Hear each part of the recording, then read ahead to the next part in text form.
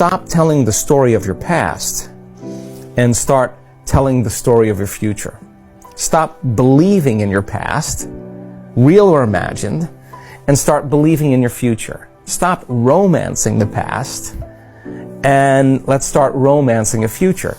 So the unlearning process then, 95% of who we are is a set of memorized behaviors. Automatic emotional responses, unconscious habits, hardwired attitudes, beliefs, and perceptions that are automatic like a computer program. So if we're in a program, then we're unconscious. So in order for us to change, we have to become conscious of our unconscious thoughts and the story and the narrative that we tell and those memories, to become familiar with how we speak or how we act and become so conscious that we don't go unconscious to that behavior. And then we have to look at the emotions that we live by every single day and realize, are these emotions loving to me? And then all of a sudden name it. Wow, this is actually guilt. I just didn't know it was guilt. Or unworthiness. It's just how I normally feel.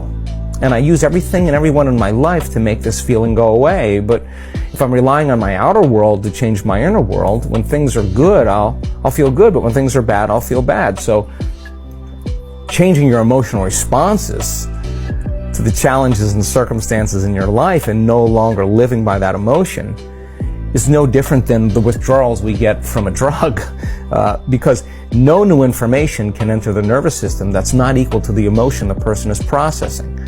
So then you can tell the person the answer to the problems in their life, but unless they overcome that emotion, they'll be perceiving reality through that lens, the lens of the past.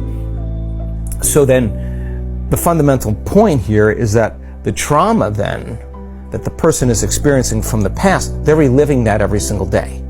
So then when it comes time to be defined by a vision of the future, if you're living in the past, it's so much easier to forget that vision than to remember it. So how do we remember the vision of the future? Well, we got to feel the feeling of the emotion before it occurs, before the event occurs.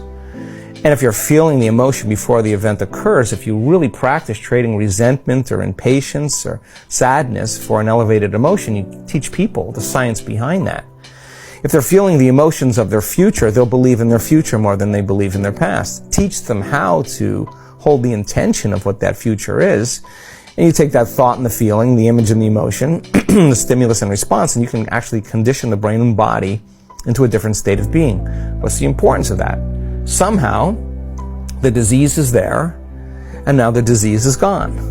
Somehow, the person's life wasn't changing because they weren't changing. The moment they start changing the way they think and the way they act and the way they feel, all of a sudden their life starts to change. So what's the importance of that? Well, if you're doing the work and you're seeing your life changing, you're going to want to do more of it. So you become a work in progress. So then you're always looking for the blind spots. It's no longer about your healing.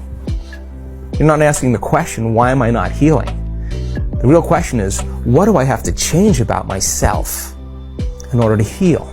Now it becomes very practical for the person.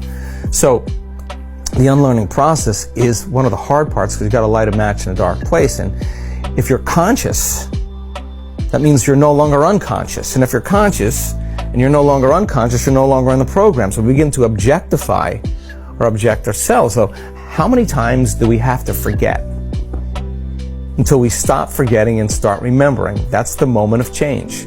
How many times do we have to go unconscious till we stop going unconscious and start staying conscious? That's the moment of change. And God, we get numerous opportunities in life. Every day is one lifetime. And if you just decided before you started your day who you no longer wanted to be in thought, behavior, and emotion, just remember that. Stay conscious of it. And who you do want to be. And think about the thoughts you do want to think. Rehearse how you're going to behave in your life with your family, with your kids, at work, on the Zoom call.